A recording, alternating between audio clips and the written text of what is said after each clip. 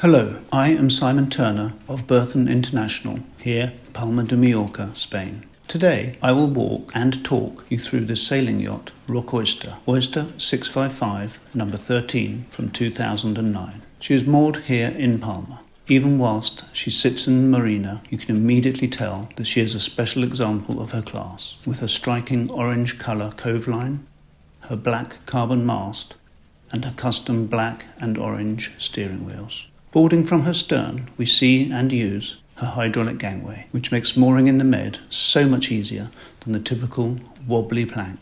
Note as well her swim ladder and platform for easy access to the water, a dinghy or a low pontoon. Access past the twin helms leads smoothly to the central protected cockpit. Easy access down the side decks leads to her foredeck, where, on Rock Oyster, they store the aluminium rib and 15 horsepower outboard. The owner prefers this setup to having davits, and it enables a larger tender to be carried. The headsail is set on a hydraulic Reckman furler, and electric winches control the sheets. The mast is carbon fibre from Hall Spars and has 3 sets of spreaders. The in-mast furling mainsail is operated hydraulically at the touch of a button. The main and genoa were both new 2019 from North. Her rod rigging was fully serviced 2017-2018. A Navtec system hydraulically adjusts backstays and vang. The 655, designed by Rob Humphreys, is a good, fast cruising yacht. But Rock Oyster, together with the carbon rig, has an increased sail area to standard for extra performance. She is also equipped with full spinnaker gear and asymmetric spinnaker. At her stern, we see the teak seating set into the pushpit, an ideal place for a quiet drink and to enjoy the views. The cockpit has a good division with helms and sail handling aft and the guest area forward. The cockpit table has hinged extension flaps and is fitted with a 24-volt DC fridge.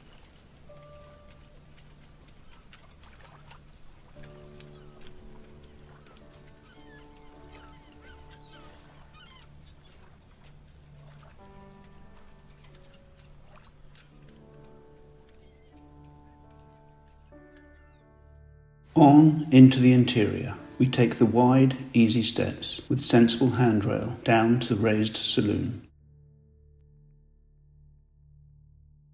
The interior of Rock Oyster is fitted out in cherry wood.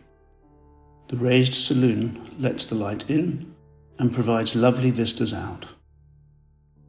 Her galley, set down a level and aft to port, is very practical for use at sea. For safety, she has electric cooking, no gas on board. The chart area is set aft to starboard with a desk, swivel seat and the electric control panels. Saloon upholstery is of leather in an iron grey colour. There are also a set of pale grey crew covers. As we go forward, we have the guest and day head to port with the twin cabin forward of that. This is fitted out with a fixed lower berth and a Pullman bed above. To starboard is the double guest cabin, equipped with TV and B&G unit, as are all cabins. Below the bed is additional chart stowage and forward a hanging locker. This cabin has a private ensuite head area with a separate shower cubicle, as to each of the 3 head areas. All heads on board operate electrically. All bathroom mirrors were replaced in 2019. Each head area has an electric heated towel rail. The day head has a removable hanging rail in the shower stall for wet weather gear to dry. From the head area of the double cabin, a watertight door gives access forward to the sail locker at the bow. As we exit the cabin, you can see the cabin door with its attractive black line design theme. A theme carried out throughout the yacht on all doors and the cabin sole. The cabin sole throughout is a checkerboard style, as seen in the saloon. You see the day head area. Whilst you look again at the twin cabin, I must mention that the lower double bed that you see may also be set up as a single bed. and the upper Pullman may be hinged down for use as a backrest for seating area. The unit on the central bulkhead is a fold-down desk or vanity unit. All cabins benefit from ocean air sky screens to deck hatches and Roman blinds on the head ports. An extra doorway in the fore-aft bulkhead opens up to give access to the starboard cabin so that both cabins may be used as one large suite.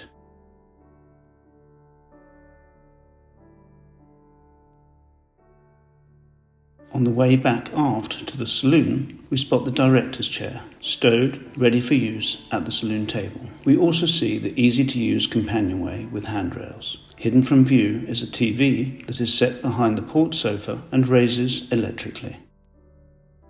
The washing machine is neatly tucked away in a locker to starboard.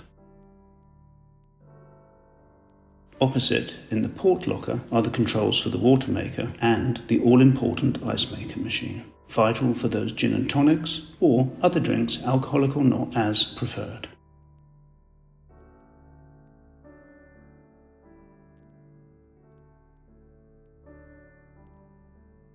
Let's move aft again and take a closer look at the galley and note some of its particular features. Electric cooker, stainless steel surround at the hob as required by the MCA, stainless steel hood extractor, Miele combination microwave oven, top opening fridge, top opening freezer and a dishwasher drawer. Not seen here but included, there is custom Wedgwood china and special stainless steel cutlery. The stainless mug rack adds a lovely and practical touch.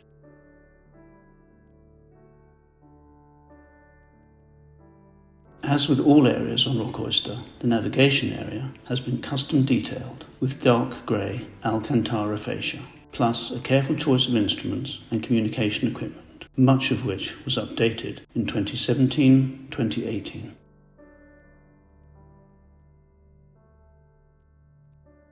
Taking the passage aft on starboard, we walk through to the owner's suite, with its enlarged island double bed, a grey-coloured, custom upholstered bed surround and headboard. The settee at the vanity unit stroke desk is also upholstered in grey and can convert to a single berth, with a footbox opening at the aft end behind the cushion.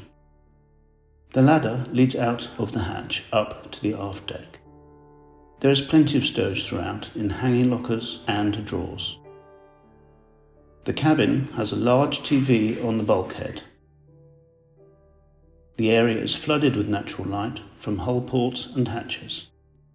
The ensuite is very spacious. It includes a shower stall and again a heated towel rail, electric head, etc.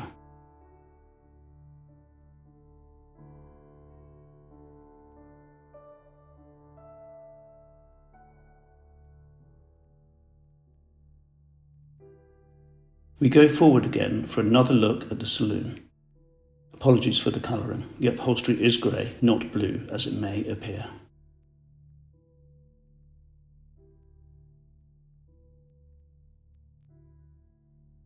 There is just time for a peek at the aft twin double cabin, which has 2 comfortable berths, hanging locker, storage lockers and drawers.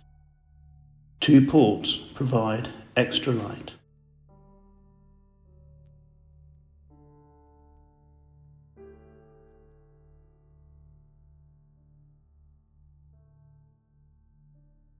Finally, we come to the engine room. This is situated aft of the companionway and under the cockpit. There is good access to the main engine from the aft passage, with 3 opening doors. Also off the passage is the wet locker. The passage has extra light supplied by a deck prism. Whilst you look around, I will mention some of the other equipment on board.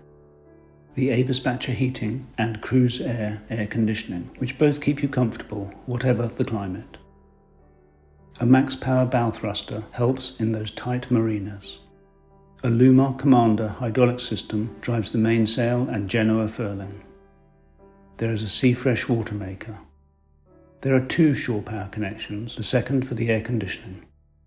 The Mastervolt service batteries were new in 2018.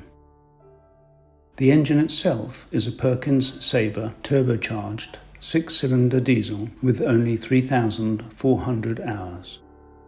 It drives a 4-bladed Brunton varifold propeller. The engine bay is very well insulated. Above the engine are installed the air conditioning unit, the water heater and water maker pump. Not seen here, but the generator is an Onan 13 kVA unit with only 1900 hours. It is located forward of the main engine, under the saloon floor, inside an insulated box. Thank you for watching, and thanks to Addie for her film work.